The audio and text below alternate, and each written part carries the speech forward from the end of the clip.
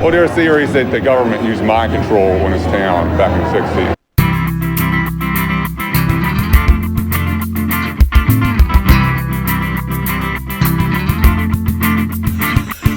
Indrid came to West Virginia. He hitchhiked his way across the Ohio. Bought himself a big black car, blew some minds near and far. Said, hey bud, flying high with the Mothman. Said, hey pal, flying high with the Mothman.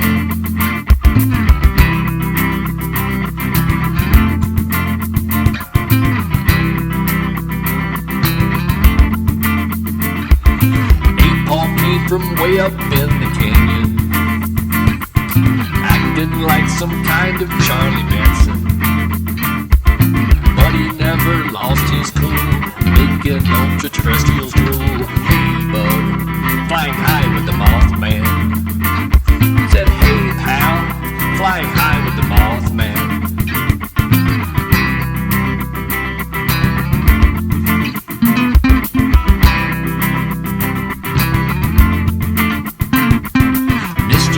Came to the TNT, got some phone calls from the CIA. Bigfoot scat was something to fear, aliens coming up the rear. Said, hey squids, flying high with the Mothman. Said, hey Biggs, flying high with the Mothman.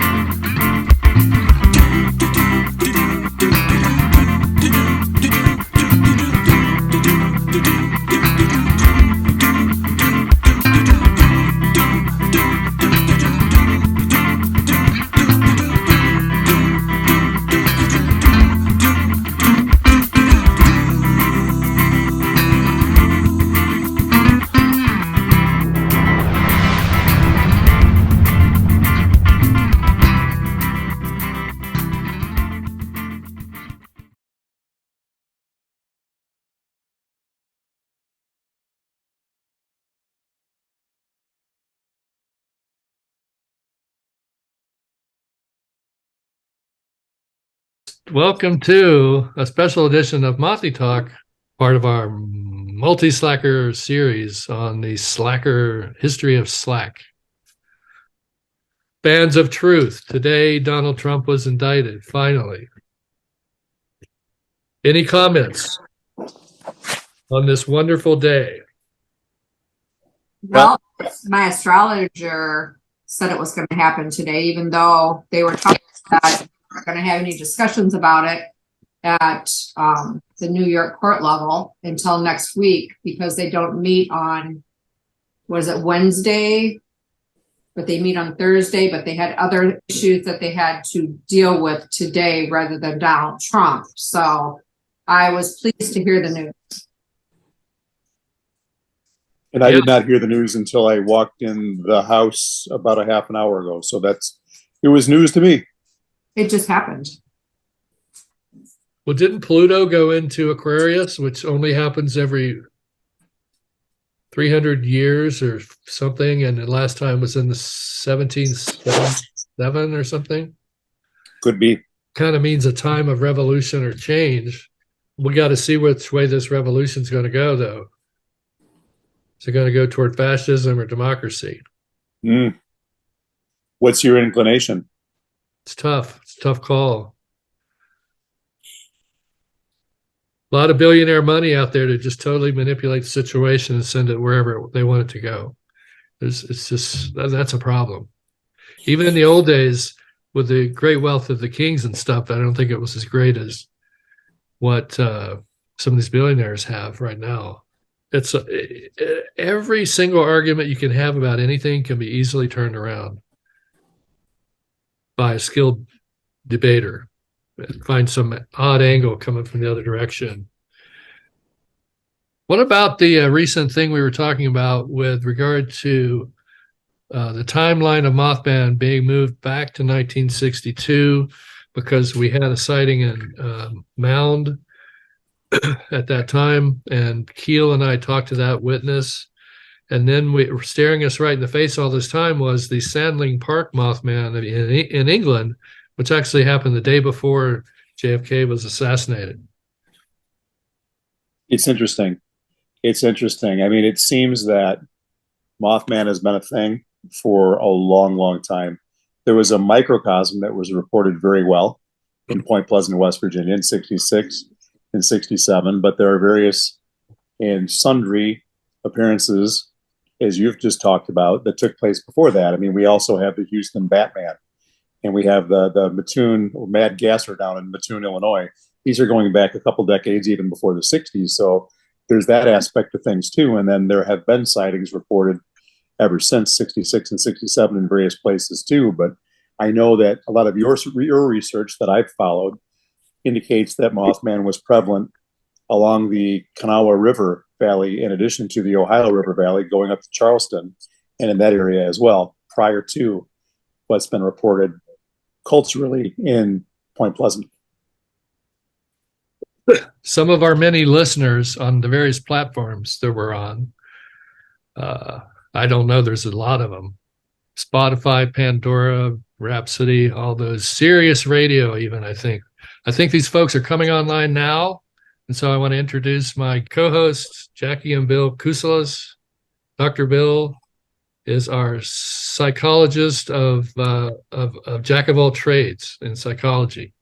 If it's paranormal, if it's cultural, like music scene sociology, he's there. Jaci's our fearless leader in all the technical aspects, and also is the strongest psychic in our group. And can you said you're going to be treating someone, Jaci, next week, and that even before they came in or told you what their problem was, that you had already sussed it out. Yeah, that's what I do, and that's what I did. I was able to. I was doing Reiki, and before she came, I meditated a little bit and knew that she was having issues with a blocked solar plexus, along with a few other things, but that was the biggest issue. And then when she got to my house and we were in the Reiki room and chatting a little bit, her mom came with her, and her mom told me that she went to a shaman and the shaman told her that her solar plexus is blocked. And I said, I already know that. I had prepared for it. I had the proper crystals and the right incense and stuff prepared. So we were good. Yeah, the shamans are usually right. I had some shaman experiences during my Mothman investigation that were pretty amazing. I think the most amazing was when he created a vision in my mind of a glowing lotus. Or it may have been the drink he gave us. He gave us some hallucinatory drink, but still doesn't explain how he was able to make us see the vision, or two or three of us did. Most people did not see it. And he took it as a sign that I'd seen it and gave me a lot of good feedback about where I was heading in my, because I had already started the Mothman stuff. That was literally the first thing I did after 911 was I went to see this. Well, I just went to Mexico, but then I ran into this shaman who was a former Contra warrior, and definitely the real deal. I mean, I saw him heal some people that I don't think it was rigged or hoaxed or anything. It just seemed like he was the village healer. I mean, he had people lining up every day outside the door. You could sit and watch. So we're all trying to heal. I think you're going to find some trauma in this Daniel Johnston story when you watch the movie. So similar upbringing to mine, I think, in a lot of ways. He had a family that really wasn't prepared for his artistic flurry, just cranking out all this artwork, even when he was young. And had that same thing that I had, where I suddenly was able to draw one day. But I was not that, I got interested in girls and stuff, and so I kind of stopped drawing like that obsessively. But he didn't, and he had a massive thousands of drawings, like my friend Bruce Bickford used to do. And I think there's a sad note in somewhere in there. He burned all of his, or he got rid of all of his artwork, which I also did at one point. Like you just got so frustrated that there wasn't any outlet for what you're doing. This society is the art world is so tough. You just throw up your hands and like, this stuff sucks, and toss it. What about the discovery that Lauren Coleman's board member, who's a lawyer, whose name I can't remember, Viet, is from New York and went to Pace College, which is a CIA college, basically. I mean, it's conduit, for sure. And you wonder, okay, so Lauren's been up in Portland there for 30 years, 40, I don't know. Why does he have a lawyer in New York City who's connected to the CIA? It's probably because back when Lauren was living there, he probably made that connection then, probably a long time ago. Because why would he, why would you, if here I am in Columbus right now, why would I get a lawyer in New York? It's just, that would be weird. Mm-hmm. Unless you have that existing relationship. Right, exactly. So I think that shows an existing relationship. Probably if we went back into the archives of the Cryptozoology Museum, might find that he's been there a long time. Where is he moving? Where is Lauren moving to? Stephen King's block. Stephen King's block. Yeah, I know he's got a lot of help, he's got a lot of believers, I guess, in what he's doing. The museum idea resonates with people, I think. A place where you can go and look at action figures and plaster casts and stuff. Maybe get your own action figure made. It's got to be a hookup scene, right? All these clubs are generally hookup scenes, aren't they? There seems to be an element of that in everything, doesn't there? Yeah, the older people that are married, they kind of don't participate as much in the scene, I guess. Well, the two of us are definitely home with our children these days. We're not doing much traveling here lately. Our four-legged children, that is. Well, it adds a layer of wisdom to your whatever it is. If you have kids, I think. I know a lot of the stars in the paranormal world now are people that do not have kids, and they've been drafted from the ranks of Hollywood B-list actors and put in these shows. And they don't seem to have much wisdom about whatever. Then they do irresponsible things on the shows. They encourage people to do stupid things. Can we go back to that Lauren Coleman thing a minute? Sure, I'd love to. So didn't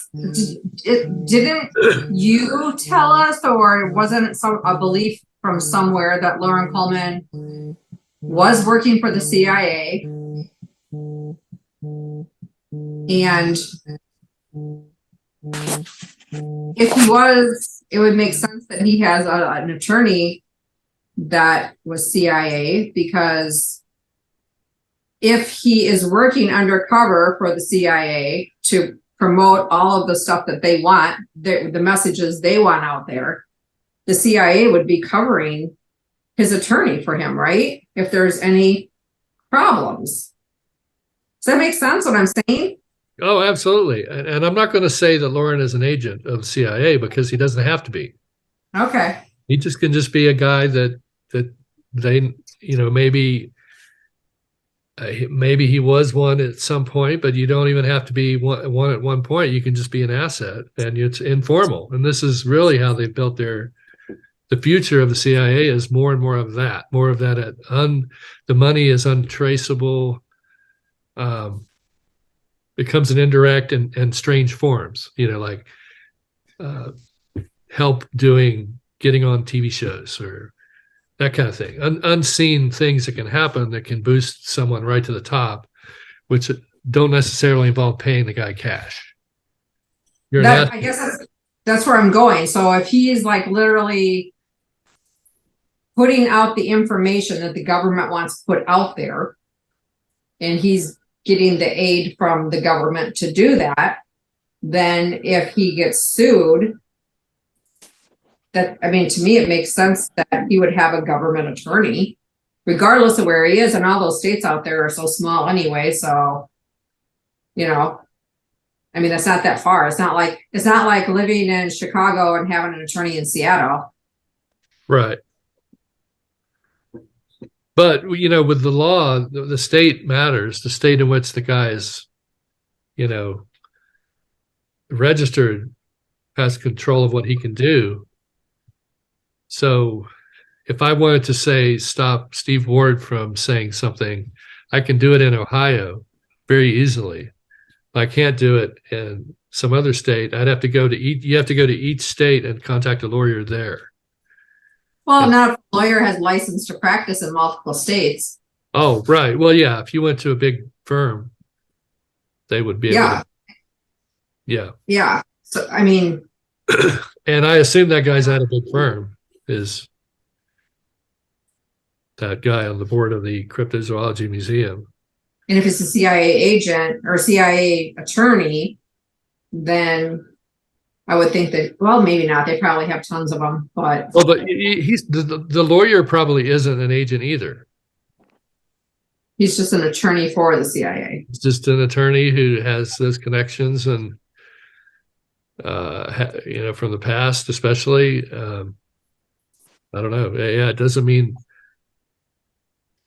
it's as simple as simply debriefing you after you go somewhere, and there's no money exchange. There's just favors that you can't trace. So hey, interestingly enough, along the same vein, or in the same vein, I was on the phone with a state director for the Mutual UFO Network recently.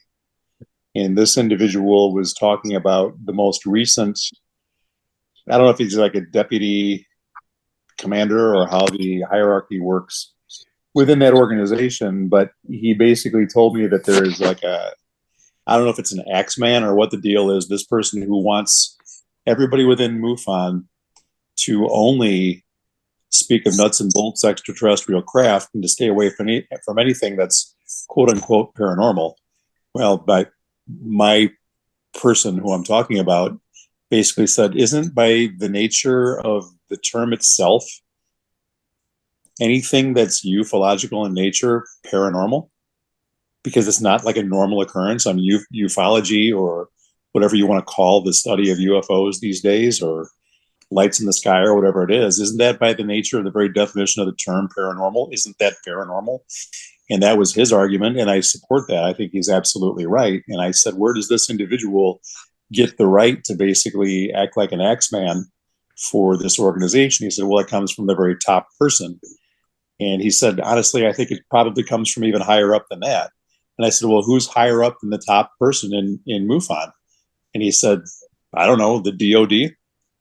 So here we go. Is this somewhat independently touting organization, dependent upon what the Department of Defense has to say? Does it come down really from that governing body, the way that they have to conduct themselves? That's interesting.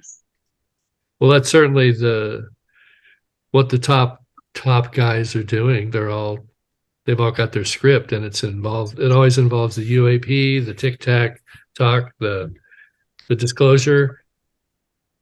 And the fact that they're trying to get MUFON people to just go full on ET is very interesting. I mean, exactly. That's where the money is, because then you can fill up TV shows with your guys, and they can say, well, you know, there's life out there, and get everybody going and imagining these things. And it makes for better TV and better ad money and stuff. And it really kind of goes along in the same way as your argument has been all along, which supports the direction that Keel went with his research. And Keel was a rogue. He was seen as a rogue because he didn't support the nuts and bolts ufological perspective. He felt that it was different type of phenomena that was all interrelated, but really from our own sphere. Like in his book, Our Haunted Planet, it's about our terrestrial Earth more so than it is about craft coming down that are sheet metal and rivets. You know what I mean?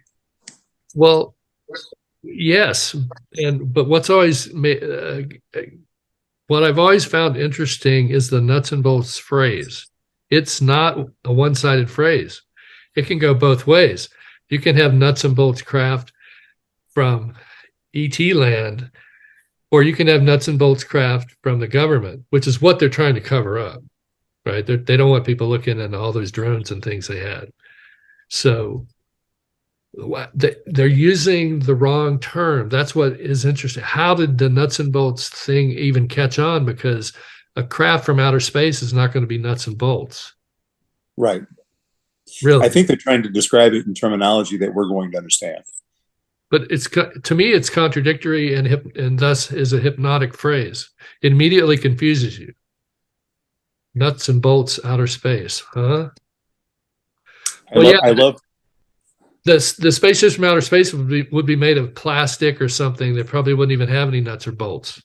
You know what I mean? Yeah, they wouldn't even necessarily be made from the same types of material you would find here on the Earth. Yet the way that it's described, I think, is to distinguish it materially from something that's energetic or spiritual in nature, or derived from something else that's otherworldly rather than an element that we have here, or composites of elements that we have here.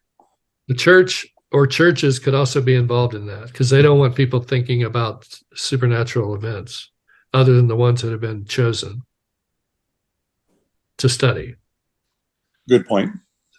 So you never know which group it is, government or church, but kind of both in a way, because the churches have influence in the government.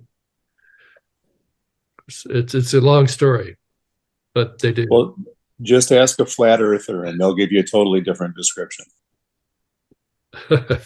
It's all about NASA, and it's about I'm not even going to go there in terms of some of the references they make to ethnic groups, but and I shouldn't say they. There's one author that I've read.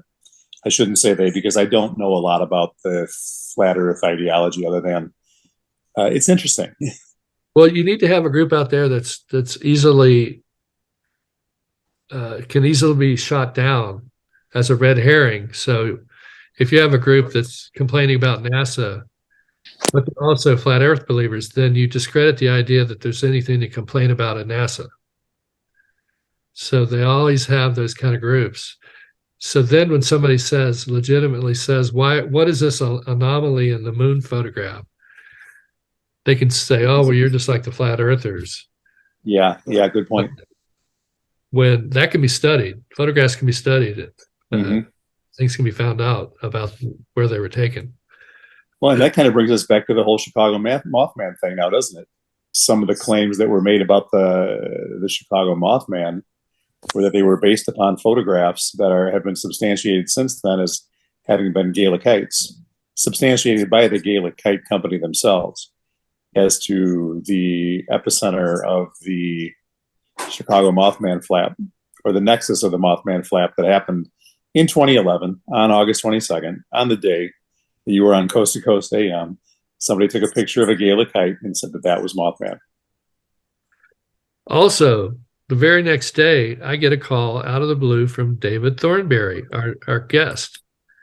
He said he had heard me on Coast to Coast and had spurred all of these ideas and things, memories of things that had happened to him and Daniel that were paranormal, and that those things were still going on and, in fact, were increasing, and that Daniel, he thought was in danger. Aurora, look at that. Aurora. Oh, I forgot to do the old introduction. We're right here. Let's do it now, and I'll edit it in. We'll start up here.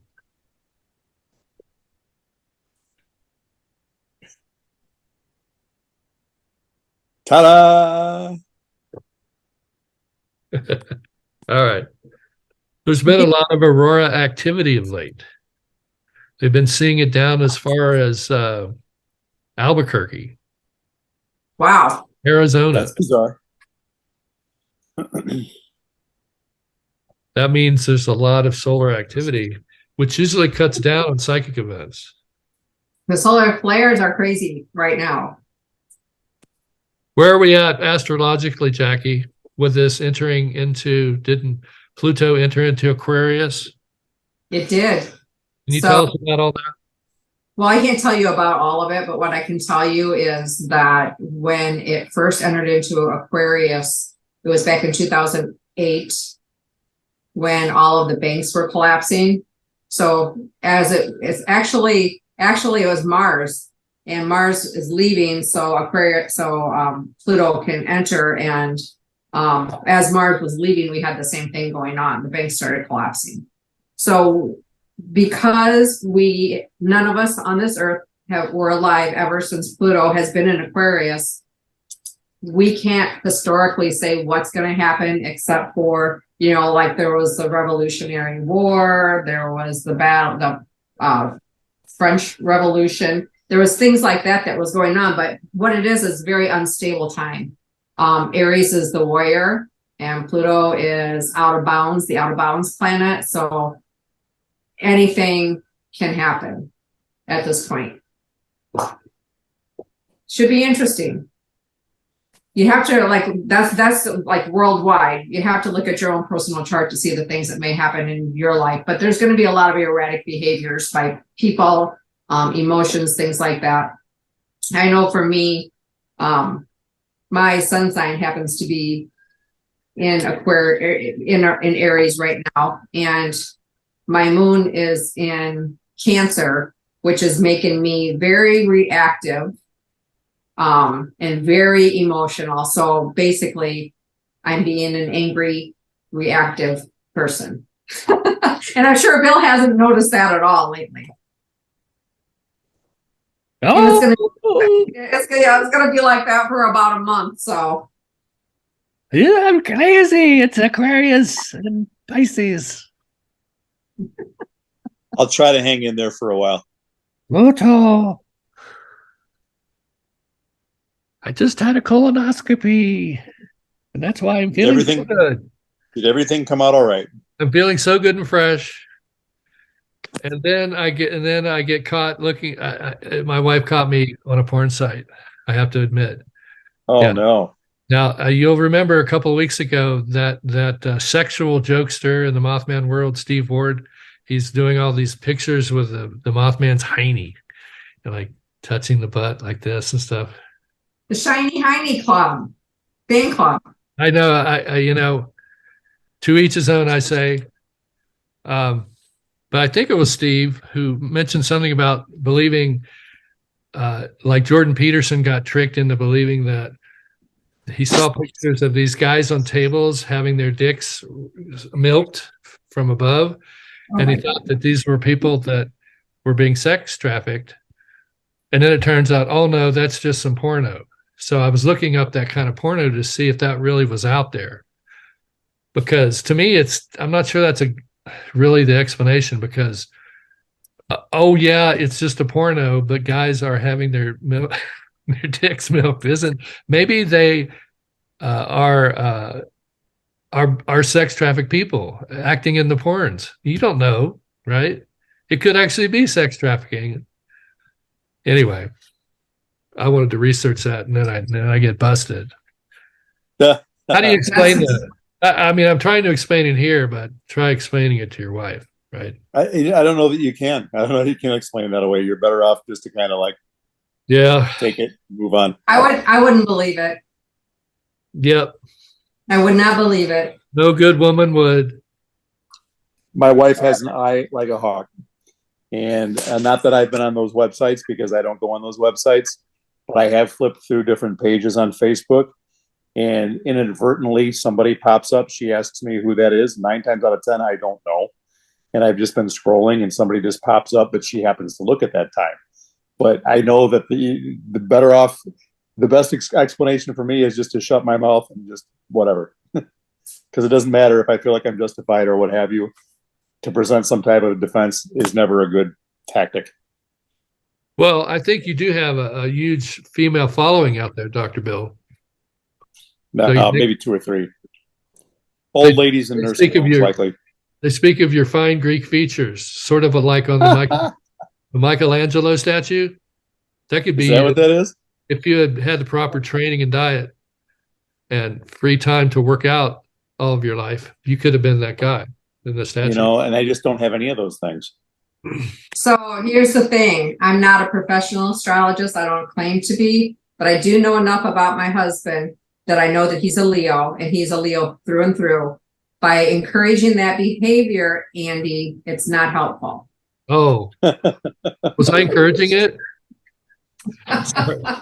You're encouraging him by, he's got this huge fan following. I was just seeing if it would get your goat. Looks like Yeah, I was just trying to get your goat there. teachers. But he's eating it up. He's eating it up. Well, wait a minute. I mean, we've talked on the show about Jackie's huge following. She's getting like dozens of hit ups on PMs on the social media out there.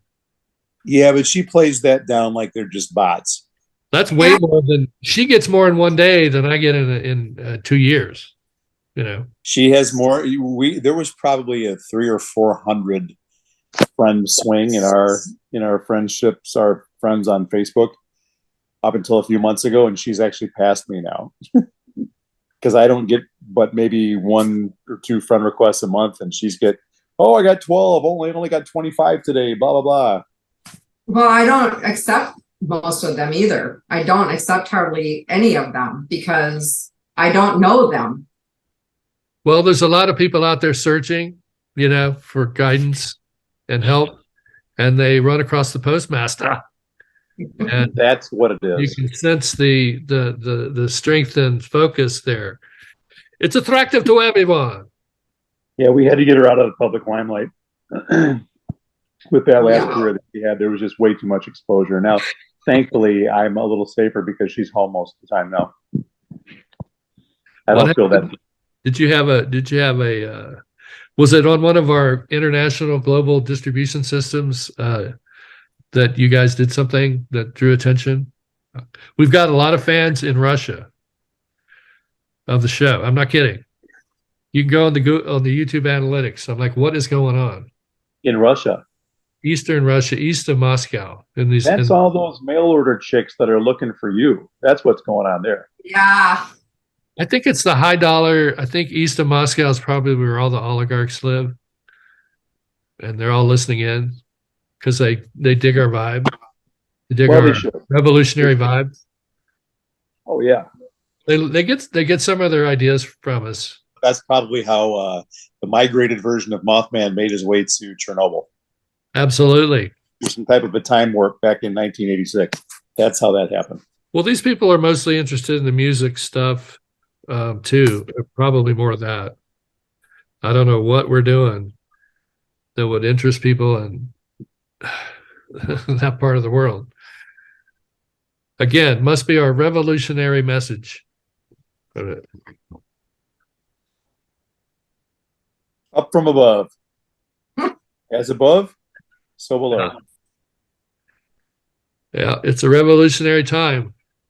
So below, then above. You just got to you got to get yourself back on your right timeline. I think that's something I've been thinking about lately is just getting back on there's little shifts you can do. I'm convinced of this from my Mothman experience. Probably the only thing I really got out of it, other than the 911 thing, was the sense that there are timelines and you can shift sideways onto them and get around stuff, I think. But you have to be aware of it. Like you have to be thinking back to your original experience and trying to pull those images back and see if there's something there you can take from it. Like step to the side, spin, do a Euro step. And that's just how I feel like my life is going. I'm putting it back on the right timeline. And I think that something involving Daniel Johnston may have been involved in kicking me off my timeline that I was on. That's what I've taken from it. It's an odd thing. I want to mention it here, so I remember to mention it then. This ritual that I did, connecting the Ed Hall house, which was haunted. Daniel Johnston did a song about Ed Hall called Haunted House. And I was trying to connect that to this creek by the art building, because those are the two places that I was at all the time. So it made sense to me to try to do some kind of earth connection between them. And what I did was I pulled the demon from Ed Hall over to the creek, or from the creek back to Ed Hall. I'm not sure. But Daniel was picking up on this. And somebody else said the same thing. who didn't know Daniel. And I created another portal. I did it again. I did the Mothman thing again. And I didn't even consciously know what I was doing. But looking back on it, that's what it was. Kind of like your life was knocked off of its natural trajectory. I got violently kicked off my timeline by some people, mainly one guy, I think. And he's going to be the bad guy in my movie, the multi-slacker movie. So I don't want to blame everybody. Just find one guy who's primarily responsible. Find a scapegoat. Hey, that's what Lucy says in the Peanuts comic strip. Really? Find a scapegoat. No way. Yeah. Well, there's some truth to it, maybe. Because if you start railing at everyone, then that's going to get you nowhere. Yeah, it doesn't help. I mean, even though that's what it was an early form of gaslighting, but we didn't have the word gaslighting back then. And I wonder if we had the name, I could have said, you guys stop gaslighting me, and it would have been over. It may not be that you can really change the timeline, but you think you are. You've been shown some timelines, or I was, with no control over any of it, like how you would get to one and stay there. But it's something you feel. I think it's part of the post-traumatic growth thing, where the parts that have been shattered. And this is a song where Daniel put a couple things on a song about me. One of them was the shattered mirror. And when you're putting the mirror back together as you go through your life, you should have an increasing feeling of wholeness, I would think. And it feels like that's where I'm at right now. It's just feels like it's more like it should be than something that was wrong or messed up. But I think that there was a demon or something in that house that screwed everybody up. Could be. Daniel wouldn't go there. He would not go to the house. He wouldn't go in. It's like all those memories. I would not have retained most of them. So I'm really glad that I filmed stuff. The execution is supreme. Here we have the ability to have ideas and maybe see them through and maybe not see them through. And you get do-overs in this country, where in other countries you don't get those do-overs. Right. Yeah, we're the land of do-overs. In fact, there's a whole mythology built around it, is that you have to fail many times to become successful. Or you can just get your act together and get it done. Some people just waltz right into things, easy as pie. I mean, they're going to have their other struggles, though, no doubt. But in order to succeed, you have to not be afraid to fail and go for it anyway. And I know in conversations that we've had, you've talked about how you've gotten the process better and better each time when it comes to writing and publishing. You get better at it because you've had more practice at it. You've learned what works and what doesn't work. You take what works and you build upon that, and you stay away from what doesn't work. Somebody said to someone we know, they know Bill and I, but they don't know us really well. But from their view from the outside, they said that it seems like everything just falls into our laps. Into your laps? Yes, which really pissed us both off, because we have had more than our fair share of struggles, and we work our ass off for everything that we have.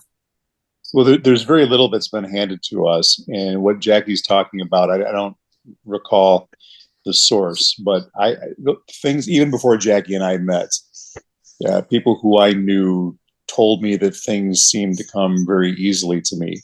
But what they don't see is all the back end work, the stuff that you have to do, the getting up at 3:30 in the morning, the staying up till 10:30 at night after being up at 3:30 in the morning, doing all the different things that are required to be successful really in any endeavor, and to try to raise a family as we've done together, to raise a blended family as we've done together twice, to basically bring children into our home who weren't really our responsibility, and to raise them, and then to have good careers as such as we've had, businesses Jaci's built, a business we've built together, and to do all the things that we've had to do.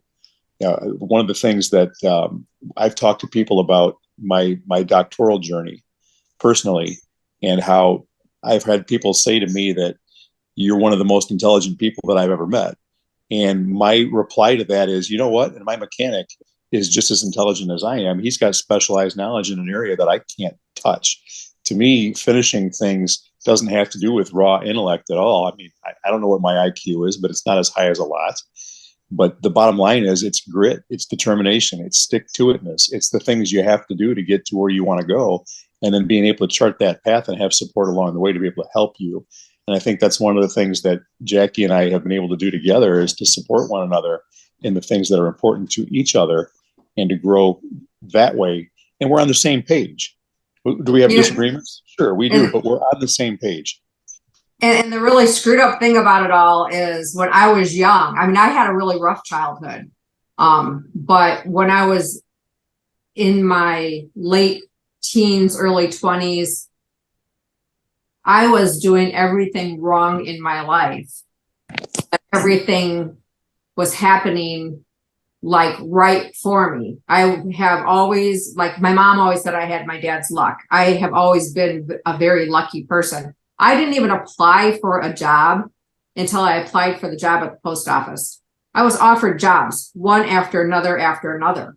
You know, it was just like backwards bullshit. I screwed people over. I drank way too much. I did too many drugs, and people were like handing shit to me left and right. You know, I roll the dice at the bar, get five fives, and I win the big freaking pot. You know, it was just like that kind of shit happened to me all the time. And then when I started realizing that I was harming myself and other people by my behaviors and tried to live right and get closer to God, that's when everything was harder for me. That's when I had to really buckle down and work my ass off. Strange. Commitment is a love language. Commitment is a love language. I did a meme on that today. Opportunity is not a love language. People come into a relationship, they're either looking for opportunity or commitment. Opportunist is going to break up with you. Commitment person is going to stay with you. I think the two of us have been down the roads that we didn't want to be on, or maybe thought we wanted to be on before we met each other, that ended in just results that we didn't want. And some of them very, very toxic. And so by the time we met back in 2004, we kind of knew it didn't work. And we sensed, I think, in each other a future and a potentiality and something that we could build together. And looking back on it now, going on 19 years ago, I never would have thought that we'd be where we are now as a result of just getting together. But that I like what you say about that commitment being a love language, because we're totally committed. And we have been for a long time, and it's worked. And we've been able to reap the benefits of that in so many different ways. It's really pretty amazing, I think, what's happened the last 2 decades for us.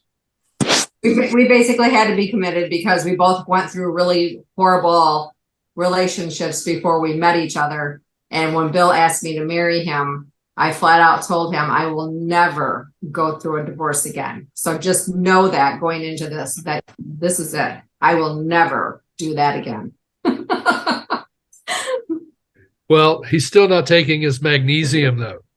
That's right. He's not. So I'll just take a moment to thank our sponsors, Magnesium. Most Americans are, especially as they get older, are magnesium deficient. And this deficiency could knock 20 years off of your life. Why not take the magnesium? Now, you may ask, what company, Andy, do you recommend? The only one I know of is Dr. Carolyn Dean of RNAreset.com. Now, if you're a hardcore subgenius, which I know some of you are, you might have to find an alternative source, because Dr. Dean is married to the alternative Bob, J.R. Bob Dobbs. You know of him, the alternative one, the guy who claims he is J.R. Bob Dobbs in the flesh. because most of us thought J.R. Bob Dobbs was a mythical figure, like from the Buddhist pantheon, who came and taught us how to make money and not work as hard. But then this J.R. Bob Dobbs comes along. His age and stuff is none of it makes sense, right? So he's obviously making stuff up about his heritage, and yet he causes a fracture in the subgenius church that's been going on for years. And since I happen to be friends with him from the conspiracy world, I was the person who's trying to, fix this problem. That guy is, and this, I'll just say this, do I think he's full of shit or making stuff up? Yes. Do I think it's brilliant? Yes. So there you go. He's made a lot of it up, but it's pretty brilliant stuff. And now he's making lots of money living in Hawaii off of these magnesium products. I guess you could say he's the first magnesium oligarch. Or a magnesium magnate. Magnesium magnate. It's not a vitamin, it's a title. I'll just bring in my subaltern Scabby Pluney, and he'll take Jackie's place for a moment. Gabby Pluney? Yeah. Scabby was the co-host of our show. We had a show called the Jim Tabasco Hour, which aired on Charlie Cooper's nighttime radio station. Charlie Cooper lived right across from Harriet's mom's beauty salon. Charlie Cooper lived right across the street from Grandview Elementary, where Manson went to grade school. Charlie Cooper has a huge studio in this place, and he literally would do his FM shows from his house. Like he lives in he's got a building, with all these antennas and stuff. And he helps out the local kids by airing their gags on nighttime radio. So I was Scabby Pluney. I was the co-host. Jim Tabasco was the host. And these subgenius guys in Ohio heard our message at some point. He has a large range, Charlie Cooper. When I first got involved with the subgenius people, they didn't know who I was. I'm like, Andy, who are you? I mean, we still got along and everything, but it wasn't until somebody said, "Oh, that's Scabby. That's Cousin Scabby." And then they're all like, "Cousin Scabby." And suddenly I was anointed into the subgenius hierarchy. I really enjoyed being at the festival and having the booth for a day, giving our presentation in the evening. That was good. But as much as it's fun to kind of be out there, I kind of like to be here, meaning at home. And my private life is my private life. I wouldn't, and I've made this comment to a few people here lately. I don't want to make the paranormal the center of my life. I don't want that to happen. I enjoy being on the outside of it. I enjoy studying it. I enjoy researching it. I love reading about it. It's fun to talk about. It's a blast. But I think if it were my full-time career, I'd probably end up like some of those guys we were across from in the tent. They didn't look happy. The filmmaker down the few booths from us didn't look happy. And I want it to be fun. I want these things to be fun and rewarding. And Jackie and I truly want to be able to do research that's going to help people and be able to see, what's happened in their lives, maybe reframe it when they've been through tragedy or through trauma or whatever it is, that there's a silver lining, that there is something waiting for you. There's a benefit from having gone through this difficulty. And yeah, I mean, that part, the research, the writing, the speaking, I really enjoy that, but I don't want to get into the whole paranormal craziness that everybody is bashing everybody else's work and all that kind of thing. That just, it's kind of antithetical to who I am. But now that I have this Adonis thing going on, thanks to Andy, I won't really so much worry about it. What's the matter, puppy?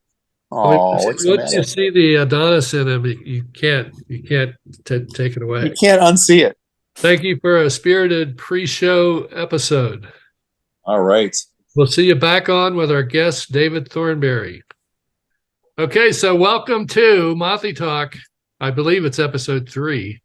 season, not sure yet. It's probably season 3, but it might be season 4. We started this thing way back in, when was it? 2006. Oh, wow. And we had a lot of guests on, and I used other platforms, podcast platforms, to do it.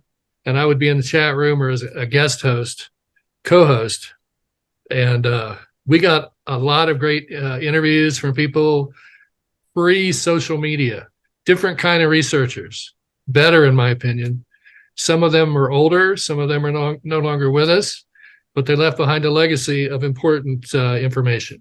And so we're hoping tonight we can get some more important information out there about David Thornberry, who's our guest, and his experiences in the Mothman arena, you might say. His experiences with Daniel Johnston, being Daniel Johnston's best friend. David was the star, in my opinion, of the Daniel Johnston movie. And he teaches art regularly at different colleges around Austin.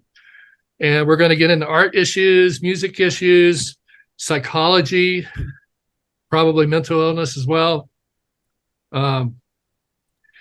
If we, sometimes we take breaks that are unscheduled. I might need to go smoke some of Willie Nelson's new weed. I don't know what you do, Dave, for your kicks down there. I could actually get that personally from Willie if I wanted to. He's here in Austin. Yeah, that's another thing. You're a real insider in the Austin scene. And so in addition to getting your ideas about the paranormal, Daniel Johnston also would like to get your feelings about music in Austin, how it's evolved, how the scene has changed, all that kind of stuff. Great. So we're going to kind of use it in 2 places. We're going to use it in the Mothman photographer, Mothy talk arena, and we're also going to use it in the multi-slacker project. And I don't know if I explained that at all to you or if you even know about it, but I started filming in Austin in the early 80s, and I've been following people ever since, catching up with them ever so often, see how things are going. So it's sort of a lifelong, it's like a 24, what was it called? 7 Up, that series where they followed people as they aged. And you can contribute to that in a great way.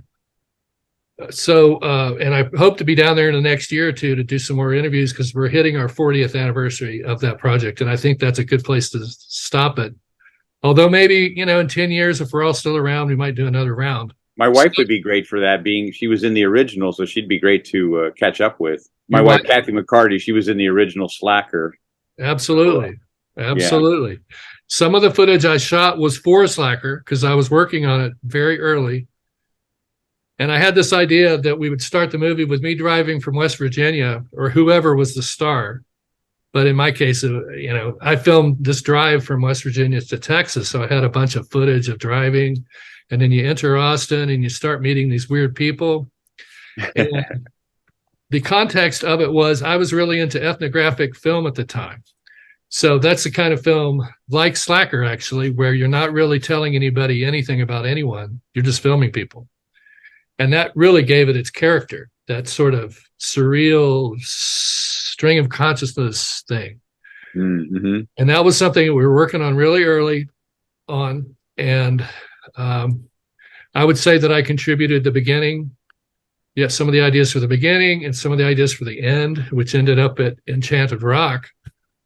I was filming my girlfriend at Enchanted Rock, and I was going to have the ending be where I see her on top of the rock, and she's like an angel. And that's great. And instead, it became, I don't know, it was I forget her name, but she was at Ed Hall a lot, the place we lived.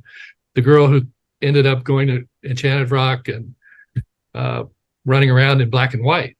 See, my idea was to start with black and white and then change the color. And Linklater did it the opposite, and he went all film. So all film meant none of my stuff could be used. Yeah. But I kept doing it, and now we've got a record of all these slackers. So having said all that, I'm going to give you just an open-ended thing where you can just talk about yourself in any way you'd like, and then I'll take notes and we'll get going. Well, that sounds great.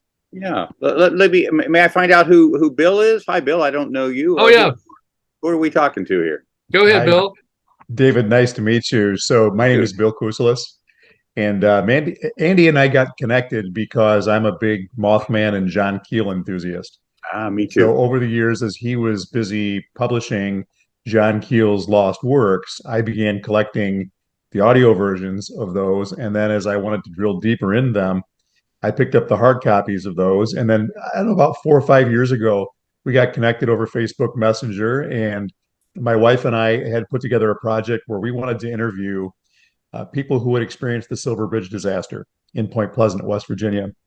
And in conjunction with that, obviously, the whole Mothman mythos, because that's been a passion of mine over the years. So that's how we got connected.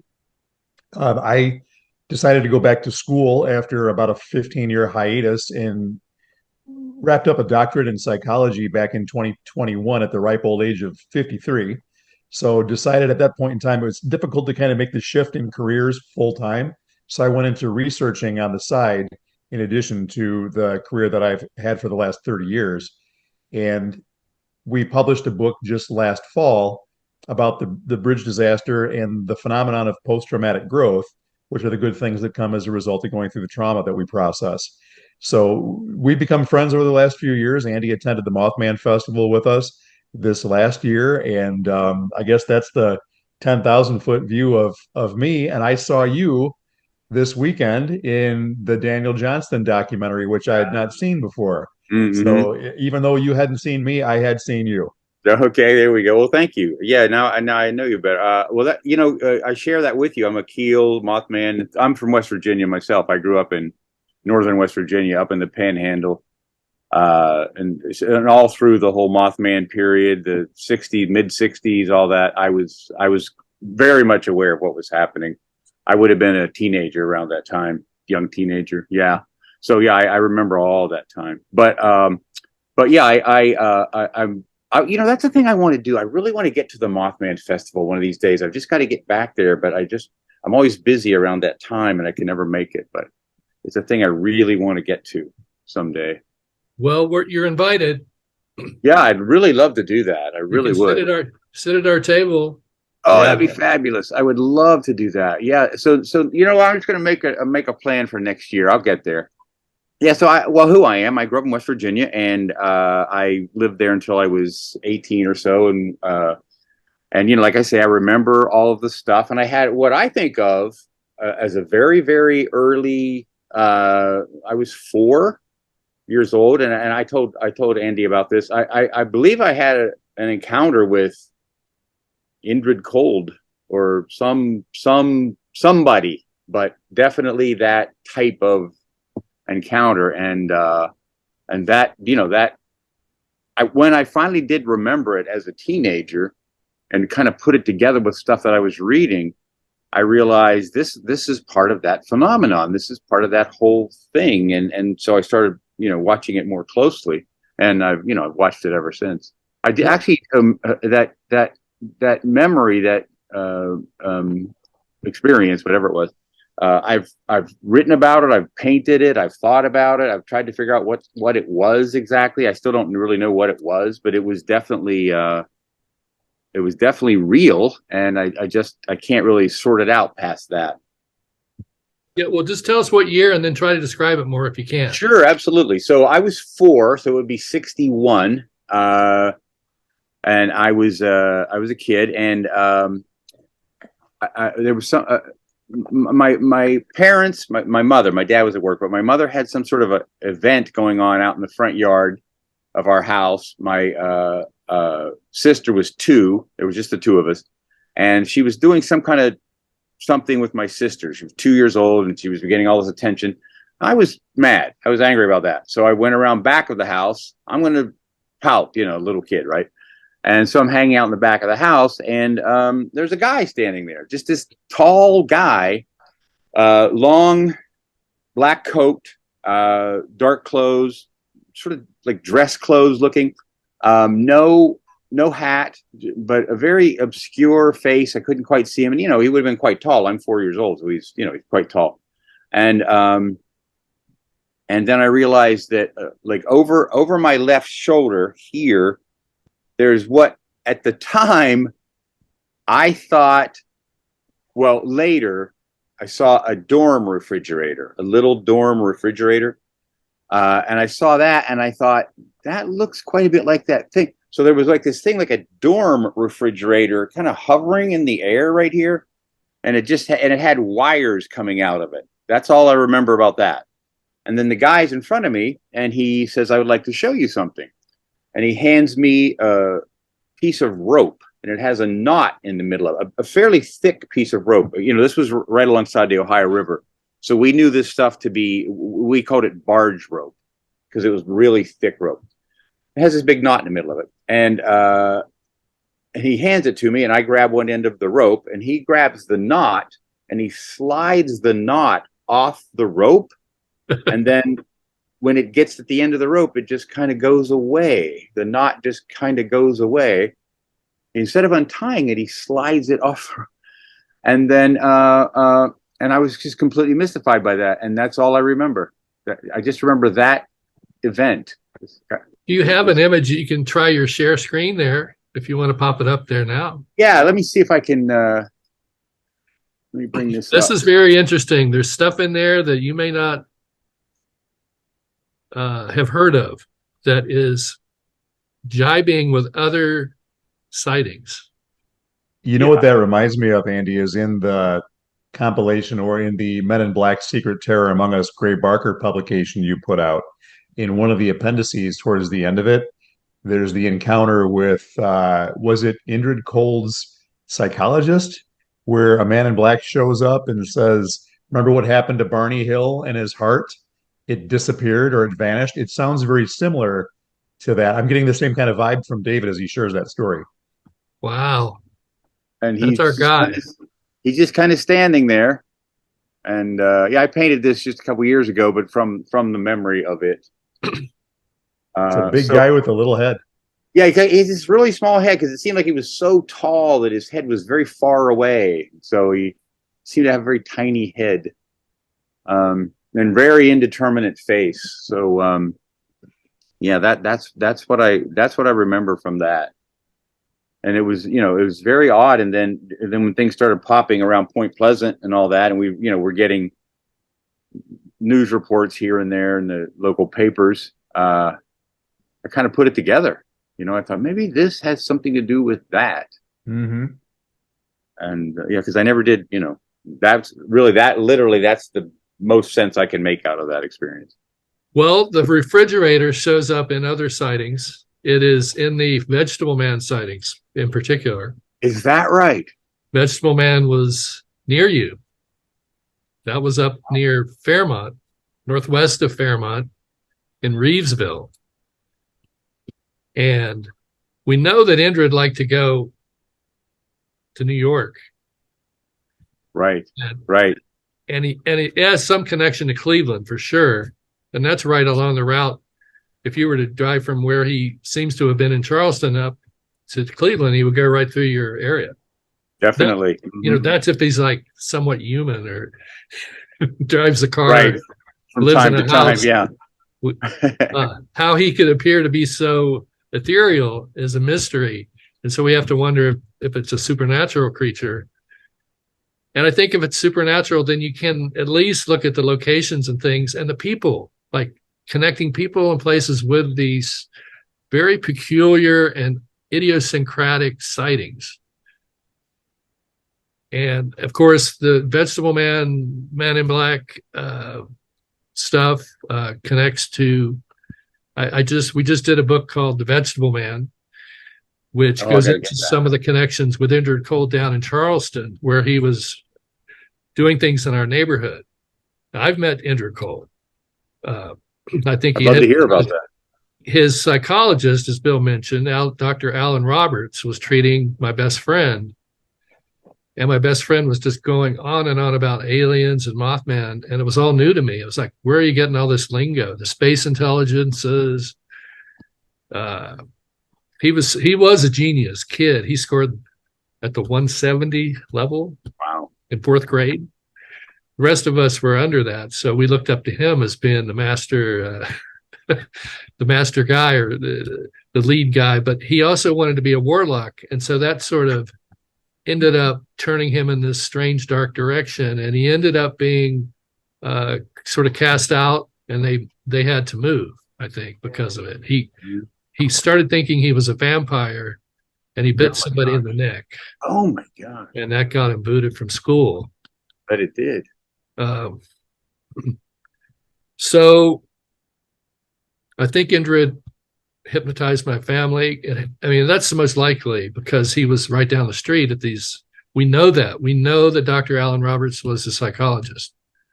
And we know that people, from some of the photos we have and drawings of Indrid, we have people like Harriet, Tommy's neighbor, who says she saw those guys on her street right next to her house, where a guy named Jack Bruno, aka Jack Brown, lived, who was a mobster, who was involved in trying to find Keel and going to Point Pleasant and harassing people.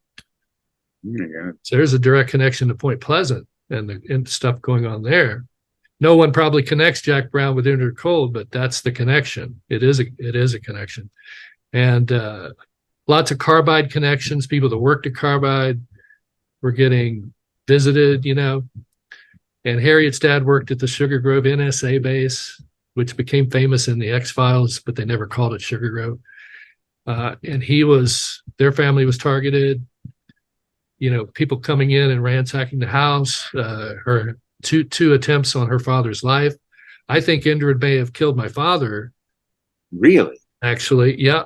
And it was a cancer injection thing, which there's a lot of evidence for this being used at that time by the DISC police force, which guards nuclear facilities like Carbide.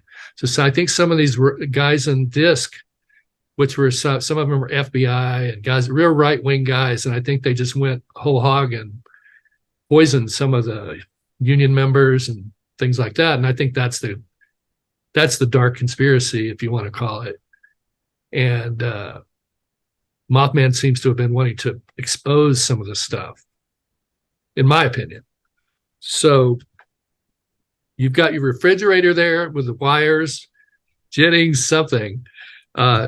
His mom saw the thing, and she saw what you saw, basically a UFO with tentacles, and then it looked like the little guy. The little guys and big guys coming together in these things. The little guys looks like a little alien, and he's attached by a wire. But it seems she's got the impression that he was a living extension of the craft. And then Jennings Frederick later saw the refrigerator himself when he was confronted by a spaceman named Zarkon. Zarkon, if you know the Valiant Thor lore, that was his dad's name. So we're starting to get some of this Valiant Thor stuff in here, and Valiant Thor may or may not have worked with Indrid Cold and the other team members that worked with Cold, like Terry Wrist, supposedly, but I think that was Demo Hassan using the name Terry Wrist, and Carl Ardo, and a bunch of other characters that really were real people. People met them, talked to them, the people that were from Lanulos, so to speak, people that were around Woody Derenberger and Indrid Cold. Walter Bosley said they were all over, the kids in Mineral Wells were just terrified of running into Indrid Cold, and they had to come home early during those years. They weren't allowed out at night. So nothing else happened that you can think of. You were talking about how Daniel could just draw. Wow. That happened to me. I was terrible. One day, boom, right after these experiences where I saw the 911 prophecy and saw Mothman, boom. And so I'm wondering, I suddenly could draw, and it's not something I've kept up with, but I saw a funny meme the other day. It's 3 parts of your life if you're an artist. The first few years, it's like, oh, you're gifted and you're great and you're a genius. It's a big part in the middle is you're an absolute failure. And then the last part is you're an old, weird person with a studio. That's where I'm at. I'm in that phase. But it must be gratifying to be teaching students. I can only think. Wonderful. It really is. It's great. I'm one of those lucky people that loves their job. Yeah, it's really great to teach students. I love it. It's like this thing I would almost do. I would do it without pay. It's so much fun. It's kind of a thing I do anyway. If I have a friend that's an artist, I can't help sticking my nose in with what they're doing. There actually were a couple more little things associated with Indrid. Not long after that incident, my dad took me to a drugstore, and this would have been 61, 62, and they had these at the time in drugstores, or at least the ones I was familiar with. They used to have these vacuum tube testing machines that you could test to see if a tube was blown out or not, and they were these things that they stood in a drugstore, and you brought in, you stuck your tube in the little holes in the top, and then it would register whether or not it was being able to receive power. And this thing scared the shit out of me. This thing was standing there in the drugstore. I was completely terrified of it, and I ran out of the drugstore. My dad had to chase me down, and I refused to go back in the drugstore because of that tube testing machine. So it sounds like it reminded you of the refrigerator with the so wire. much. Absolutely. I thought it was the refrigerator. When I think back on it, clearly they associated the two things. Yeah. So that thing really terrified me. And then those guys, Ardo and Indrid and a few other people, Carl Ardo, those guys, I believe they were up around where I was in the early 70s. There was this whole crew of people that kind of showed up in town, and they were doing these surveys, and they were working with local authorities, and they seemed to be around day and night. They were all over the place, and right during this whole period, there was this big construction project going on right outside of town, leading into Pennsylvania, which is right next to West Virginia at that point. And there was this big highway built, this big major highway built to basically nowhere. It went from a little tiny town, and it was this beautiful big highway out in the middle of nowhere. A bunch of field. They cut through people's fields and farms, and then it ended up at another tiny town. It was no reason for it whatsoever. But these guys being around seemed to have something to do with it. This whole crew of people, and they, like I say, you could run into them. They'd be standing at like bridge entrances or supermarkets sometimes, and they would just ask you. They had clipboards and things, and they would just ask you, "Are you on an errand? What are you doing? Are you just picking up something? Or how long do you expect to be out? And how many miles do you think you've driven today?" Things like that, and just odd. And then at the same time, we were having a lot of phone things. This would have been 68, 69, 70. We were having all around town. People were having, fast talking voices. I got many calls like that. You hear these fast talking voices, or two people talking in a room, but not talking to you, and just beeps and buzzes and clicks. And this was all going on while these guys were around with these clipboards, and then this highway. The highway's still there. And people just started using it after a while, and it didn't go anywhere. It just made things easier to get from one small town to another small town. Can you tell us what town you were living in? I was in Newell, Newell. Newell. And this thing started in it started in right off of Route 30, and it would have gone through It's actually interesting. You know where it goes through, or close to, not through, but close to East Palestine, where that train derailment just happened not long ago. But anyway, yeah, it goes up in that area, and then it goes into Pennsylvania. Yeah, and these little towns as small as the one I was living in. Yeah. Is this Highway 30 or some other highway? You'd have to use 30 to access it. And I don't know the number of the highway. At the time, it was closed for a long time. You couldn't go on it. It was finished, but it was closed. And then it was open. And people locals started using it a couple years after it was built, and it didn't go anywhere. And there seemed to be no reason for it to, like, you didn't, like, you'd go out there and there wasn't like a thing there it went to. Was it heading toward the Pittsburgh airport? Not well, in a very indirect route. I mean, you could get back onto, essentially you'd get back onto Route 30 and then go to the Pittsburgh airport.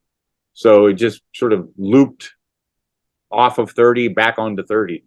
But that whole thing, that was another really odd period, and all these guys were around doing all this stuff. And I remember thinking at the time that it was some kind of odd government thing. Would you drive out of? I want to nail this down for my own. Would you drive sure. east from Chester on 30 to get to it? Yes, you'd start up that way. You go 30, and then you'd go through. Does it wind around the Raccoon State Park? Yeah, up that way. 160. You would go west of there. 168. That's it. Yeah, it's off of 168. Yeah, 168 would be the closest highway that was there before they built it.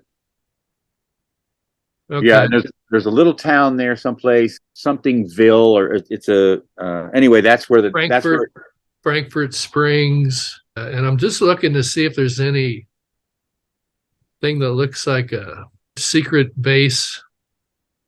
It's pretty hard to tell. Usually, there's some antenna or something, like at Sugar Grove. And now it indirectly connects to some sort of big facility that I can't remember what it is, but it's some kind of big manufacturing facility. But it was 25 years later when that was built. Here's something called installation, temporarily closed.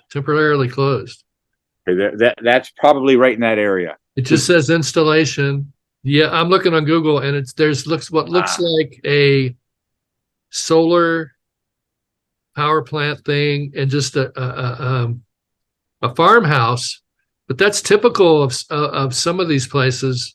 At the AT&T dish in West Virginia, which is near Sugar Grove, it's nothing but a farmhouse and these antenna. This looks like it would be underground because there's nothing there other than this farm. That's what I thought it must be. Eventually, I figured out it must have been some kind of underground something or other, because you couldn't find anything. And you can look up above. You can probably, if you keep hacking away at this place, you could find out something about it. I know at that time, Pittsburgh was an important location in the nuclear chain. Carbide used Westinghouse, I believe. Westinghouse has a huge place south of Pittsburgh, I believe. It's possible there's a secret base there because there's other ones in western Pennsylvania, like Iron Mountain, which is north of Pittsburgh, up in Butler. That's the huge underground base, a place where they store all the big companies have their backup computers. Oh, that's near Butler. Okay, I know where that. Bill Gates stored all of the photos that he bought in there. Can you tell me more about Vegetable Man? I don't know that one. It started when Jennings Frederick was in high school, and he had a couple of experiences. His mom saw the alien, and then he saw Vegetable Man, which is a large creature that chased him. And it punctured him. It stuck a thing in him, a proboscis, and sucked some of his blood out. God. And these things went on for a few years. And then he entered the military, and he supposedly worked at a secret base in West Virginia making flying saucers. That's literally what he said. Wow. Now, is this Carbide where my dad worked? Because I'm pretty sure they were doing that down there. And I think they were storing them in Point Pleasant in the underground tunnels there. And then the night of the Silver Bridge collapse, a bunch of them flew out of there. People saw them. So as everybody's like focused on saving the victims, a huge exodus of UFOs flies literally up out of the ground somewhere in the TNT and away. Oh my God. It's kind of a couple of people that lived right there. A lot of people lived right next to the TNT, but I wouldn't say a lot, a few. And yeah, one of them wanted to call the police and everything and say, what's going on over here? and they were just sort of ignored naturally because, right? I mean, Carbide doesn't want that to come out, so they're going to suppress that. And Carbide ended up taking supposedly took all the equipment to Area 51 and then flooded the tunnels, which would have been easy to do. Yeah. The Ohio River's right there. And they already had pipes going, in and out of the river. And you have a new book on. I'll have to get that book. Yeah, it's called The Strange Case of the Vegetable Man by Gray Barker. It's utilizing Gray Barker was the man or researcher who covered that story because it was near where he lived.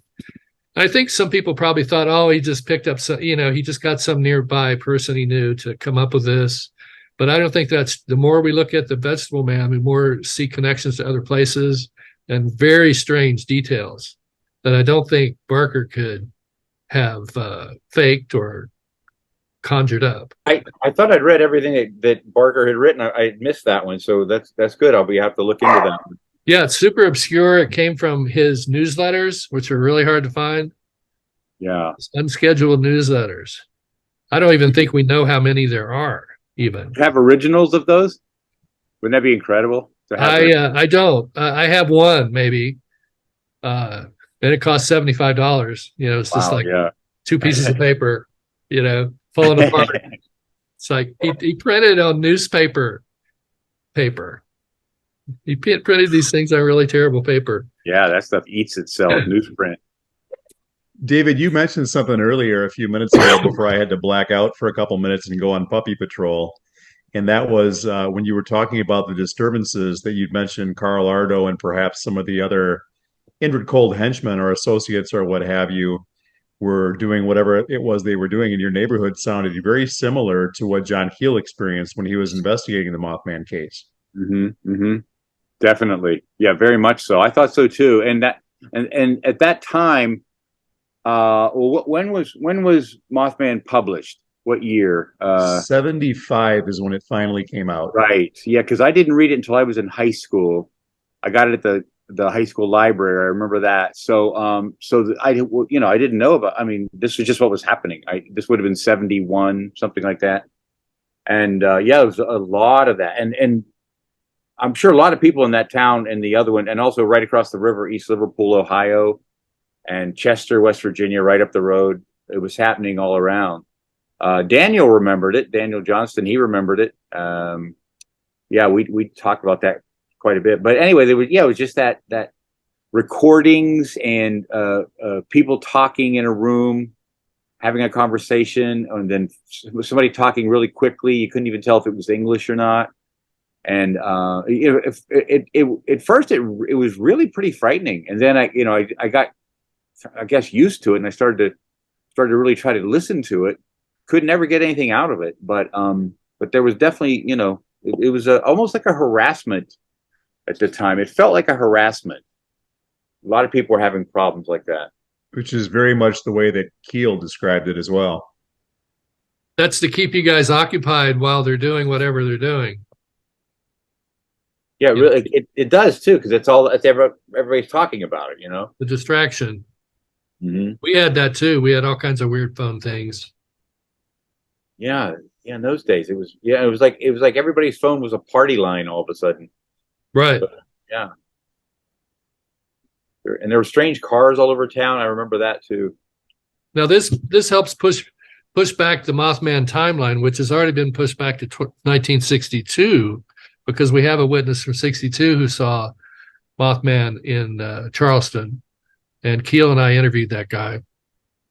And I think this means that maybe the JFK assassination was one of the prophecies, but no one picked up on it. When Keel came around, he was getting direct messages about the MLK and RFK assassinations, but he wasn't around in 62.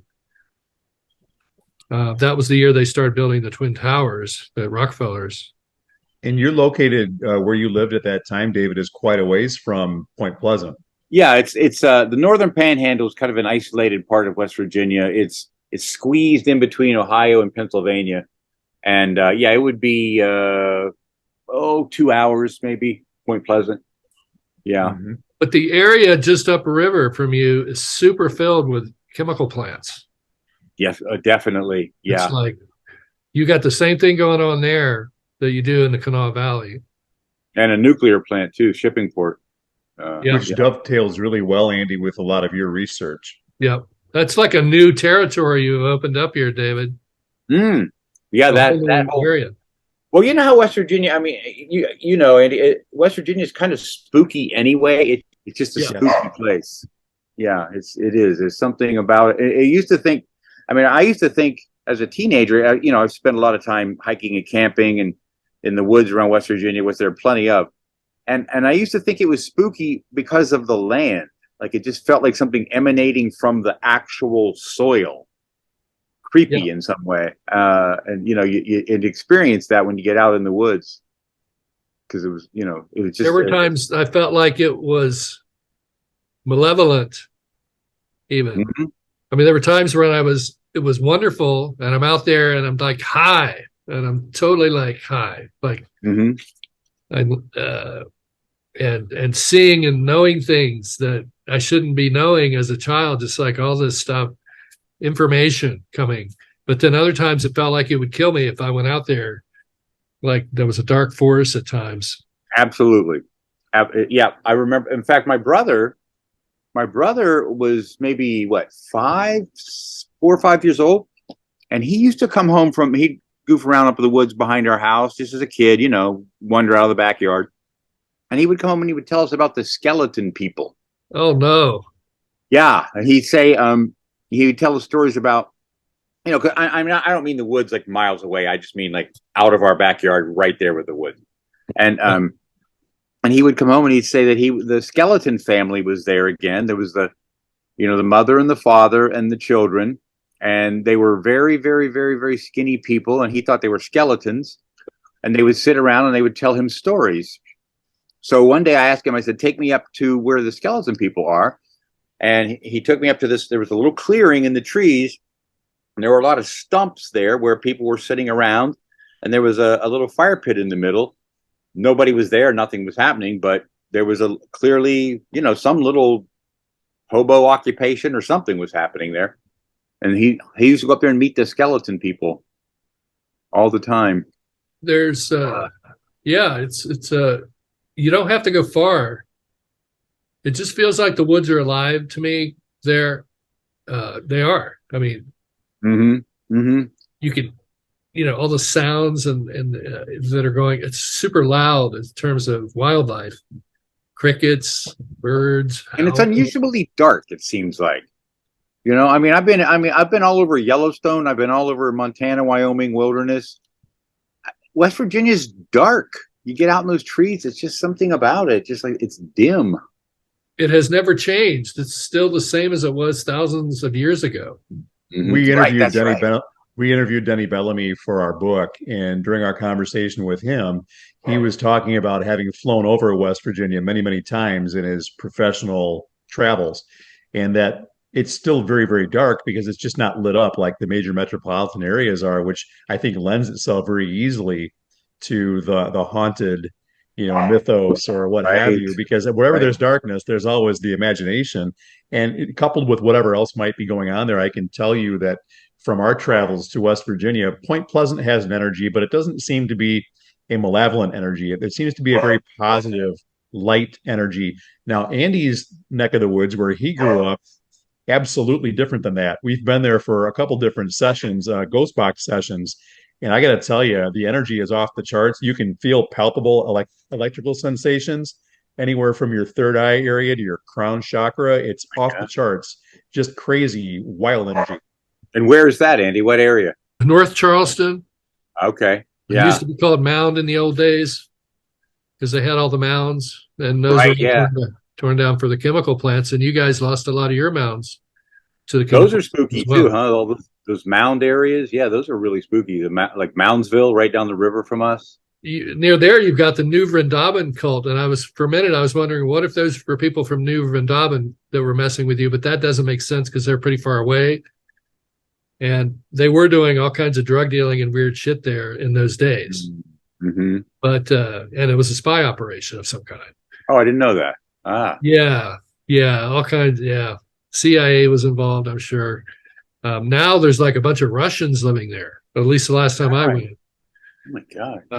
But I wanted to zoom back to about 12 years ago, and I had been on Coast to Coast, and it was September 21st, 2011.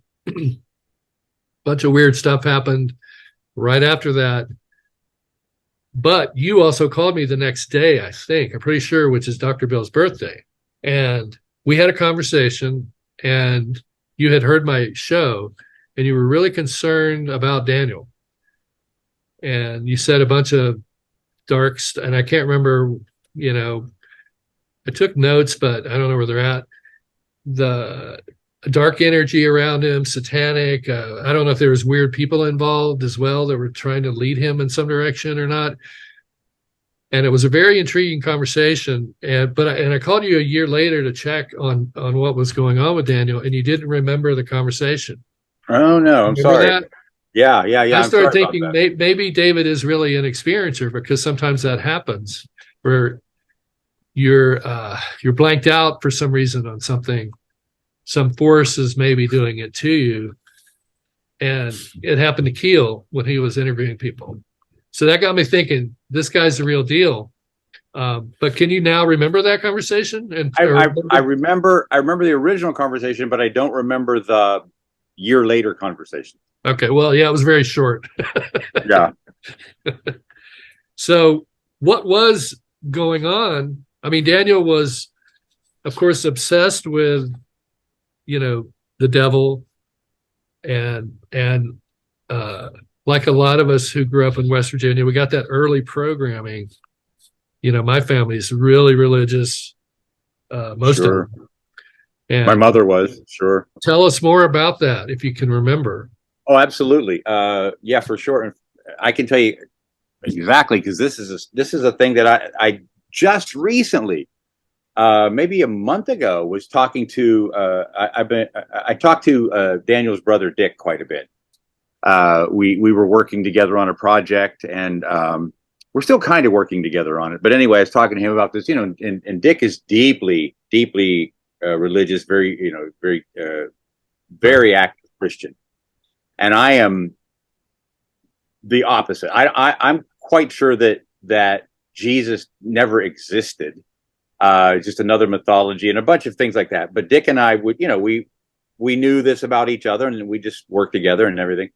But I would, every once in a while, I would say, Dick, I have no religious beliefs whatsoever, no connection to any kind of biblical mythology or anything. But there was something evil around Daniel. And I can't even say that I even believe that there is evil. And there was something evil around Daniel. I'm telling you. I used to go out there and visit him out in Waller from Austin, a couple hours drive. I'd go out and I would feel like I needed to run away from the place. I could barely stand to stay there. It was so dark and really kind of terrifying. And Dan himself, I could almost see, he almost seemed tormented. And, and I know it's ridiculous, but can you remember the end of the movie Psycho? At the end of the movie Psycho, Hitchcock did this thing where Norman Bates is sitting against a wall, and his mother's taken over, and he's thinking to himself, and there's two frames of a skull on his face, and then it fades again. I swear, Dan, stuff like that happened with Daniel. Like his face would just change. I remember you saying that. Yeah, and it was, and it would get dark, distorted looking, and almost like, and then come back again to him, and it was just very haunted feeling. It was just something haunted about, and very dangerous around him. And I talked to Dick about this many times.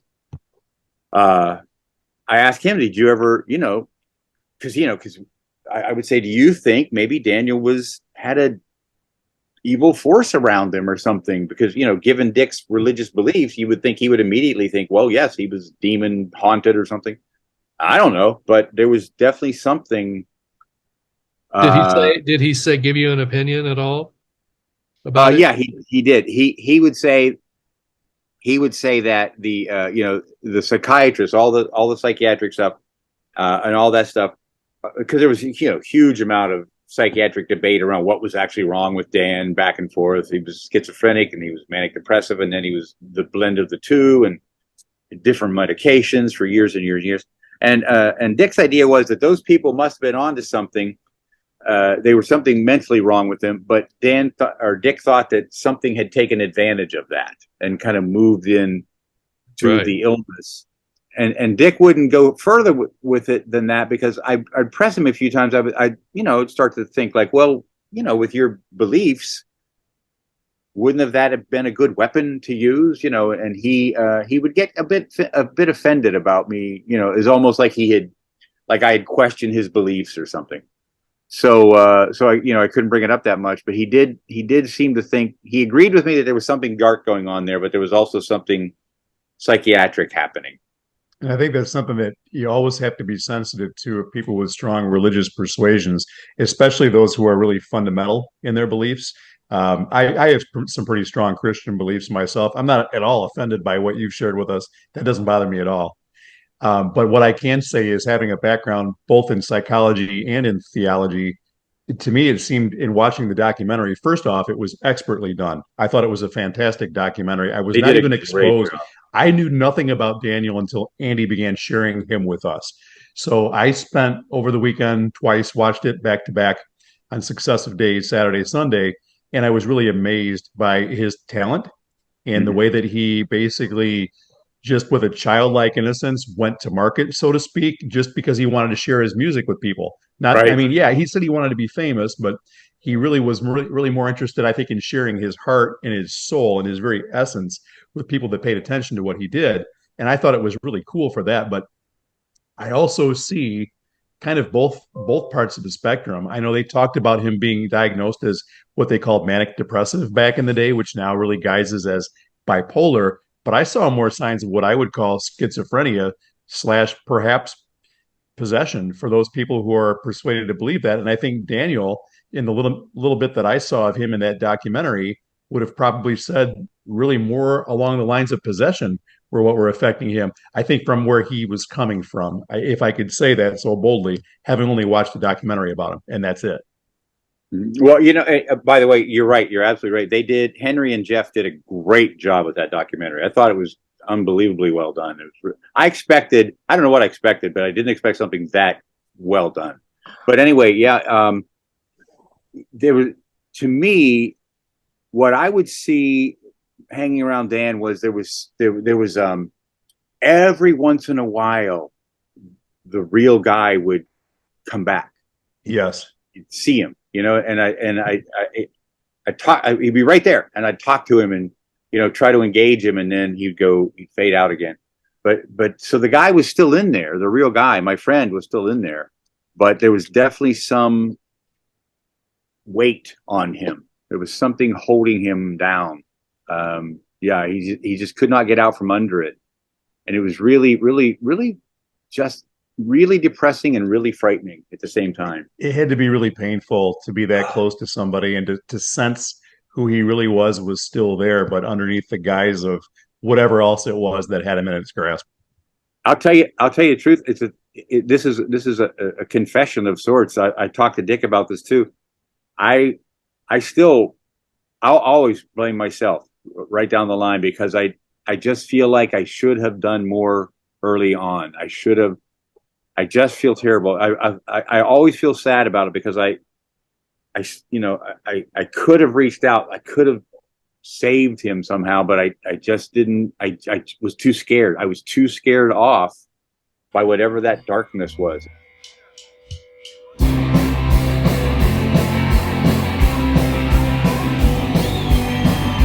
Just another cycle nightmare, but don't you forget, you've always been the teacher's pet. It's a tired and slow song, baby, don't be upset. Just remember the future hasn't happened yet. Every short thing was wrong.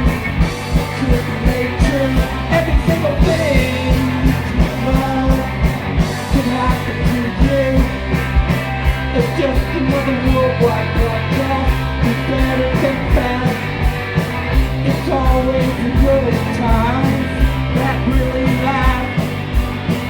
The lonely, loony one inside us all. You don't have to stand up, keep them tall. Every little thing you just go. When you bring it, every little thing you show. Could come true. It's just another psychic nightmare. It's just another psychic nightmare. Just another psychic nightmare.